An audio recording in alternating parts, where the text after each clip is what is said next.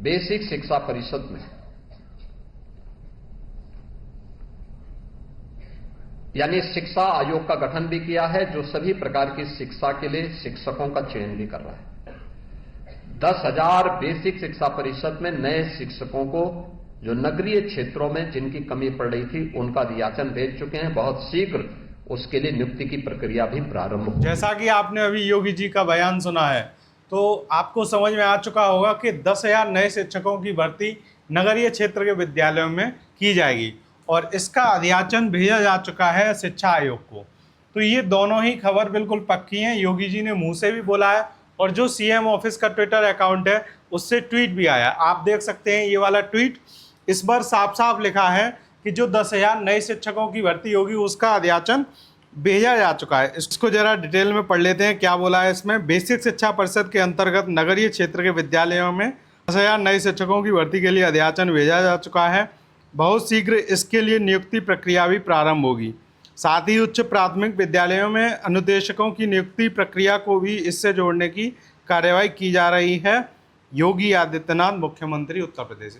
आप सब जानते ही हैं कि एक बार अध्याचन अगर भेज दिया तब जो सीएम ऑफिस है, मुख्यमंत्री का जो पूरा कार्यालय है, उसका कोई काम नहीं रह जाता। अब अध्याचन भेजने के बाद कौन काम करेगा? शिक्षा आयोग। अब शिक्षा आयोग कितने टाइम में इसकी भर्ती निकालेगा उस पर जोर देगा कौन? मुख्यमंत्री कार्यालय का जो ऑफिस है वो। तो मुख्यमंत्री ने साफ साफ बोला है कि इसकी जो नियुक्ति है वो प्रक्रिया बहुत जल्दी शुरू की जाएगी। अब आप समझिए प्रक्रिया इसकी कब होगी। बहुत सारे बच्चे ये सोच रहे हैं कि उनका यूपी टेट का जो एग्ज़ाम आ रहा है जुलाई में, कहीं उससे पहले ये अगर वैकेंसी आ गई तो वो बच्चे इसमें फॉर्म नहीं डाल पाएंगे।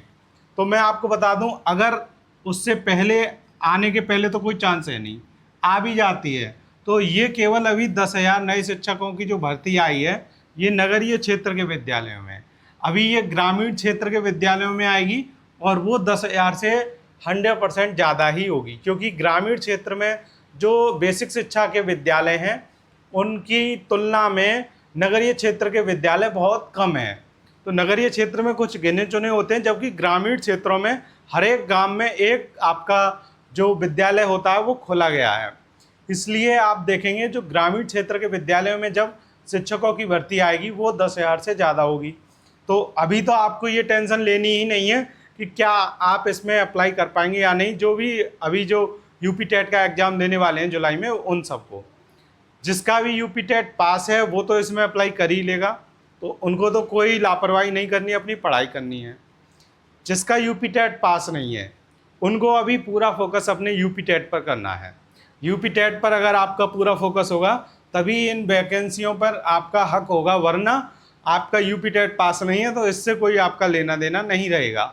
इसलिए अभी आपको ये जो भर्ती आ रही हैं इसके बारे में जानकर अपनी पूरी जी जान से अपनी यूपी टेट की तैयारी पर पूरा फोकस लगा देना है आपको। और यूपी टेट को एक बार में ही अगर आपका पहला अटैम्प्ट है या फिर किसी का बार बार से पास नहीं हो रहा है, वो इस बार यूपी टेट को हर हाल में पास कर ले। तो ये जो यूपी में भर्ती आप देख रहे हैं, काफ़ी दिनों से 85,000, 98,000, 97,000 इस तरह के आशा रख रहे थे सारे अभ्यर्थी के इतनी वैकेंसी कम से कम आनी है, लेकिन इतनी नहीं आ रही हैं। तो क्या हुआ, आपको भले ही 10,000 शिक्षकों की भर्ती मिली है, कभी आशा के अनुरूप तो ये सरकार आपको कुछ दे नहीं रही है, लेकिन जिन अभ्यर्थियों को ये लग रहा था कि हमने बहुत मेहनत की है, तो आपकी मेहनत के अनुरूप ये 10,000 नए पद हैं। अगर ये भर्ती प्रक्रिया पूरी हो जाती है तो जितने भी मेहनती बच्चे हैं उनका इसमें सिलेक्शन हो जाएगा। तो आपके लिए कुछ नहीं से बढ़िया है कुछ मिल जाना ही बेहतर है। तो ये यूपी सरकार ने आपको एक तरीके का, एक जो आप कहते हैं ना कि पूरी तरीके से आपको संतुष्ट नहीं कर पाई, लेकिन जो आपका ध्यान था इसमें अब अटक जाएगा और आप यहीं तक सीमित रह जाएंगे। फिर ना आप कोई आंदोलन करेंगे, जैसे कि अभी शिक्षा आयोग के तरफ काफ़ी बच्चे धरने दे रहे थे कि 8 साल से कोई भर्ती नहीं आई है, तो उनको शांत करने के लिए ही ये कुछ ऐसा कदम उठाया है सरकार ने। तो आज की वीडियो में इतना ही, मिलते हैं आपसे अगली वीडियो में, तब तक के लिए धन्यवाद।